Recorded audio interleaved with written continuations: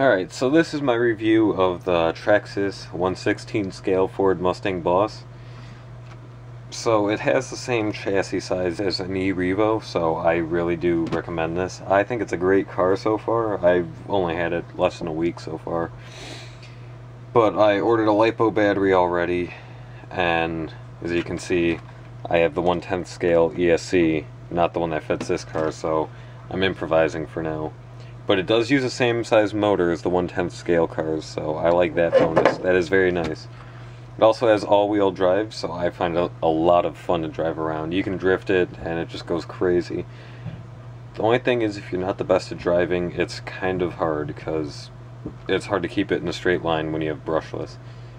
I do, however, recommend you get the brushless versus the brushed. So get the VXL if you have the extra money, because you get a better controller. You already get the better ESC and motor. Some of the parts are probably reinforced because I got the regular XL 2.5 for this one, and it just doesn't work as good. So if you can afford it, definitely get the other one, because otherwise you're stuck with the big controllers with the huge antenna, big metal one. These aren't as good. If you do get the VXL version, you get this one. This is like how my Rustler VXL came. So I find that a lot better, and the other thing I can say is these tires slip like crazy. You have to kind of predict when you need to stop, because when I hit the brakes on this, it just keeps sliding. So that's pretty much it, but otherwise I really like this thing. And also with this, since it's the same chassis as the e-Revo, you can get a smaller body, so instead of having this covering up all the tires and everything, you can get a smaller one for here, and then it'll be like the stadium truck kind.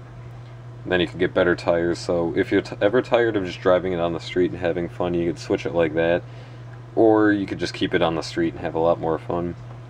The transmission is a little bit harder to work on too from the 1/10 scale electrics that I had, the Rustlers. This one kind of has a bit more to it. It's not very hard, but if you're just brand new and don't really know much on how to work on stuff, I would recommend the 1/10. That's a little bit easier. I also would say 1/10 is probably a little bit more worth the money, because it's almost the same price, I think, for the 1/10 versus the 1/16 scale. The one nice thing though is the batteries are small enough that they're lightweight, so it doesn't really affect you that much. You still get great power, acceleration. They last a lot longer than you think, because I got this Tenergy battery. It's 1600 milliamps, and it actually lasts a fair amount of time. And the nice thing there is you can double it up, so you can put one in this side and one in this side, and then get the connector to have it parallel.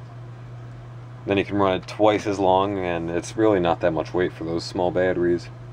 The nickel metal, however, is kind of slow, so if you get the brushed with a nickel metal, it's best for beginners, people who don't really know what they're doing or afraid of cracking it up or whatever.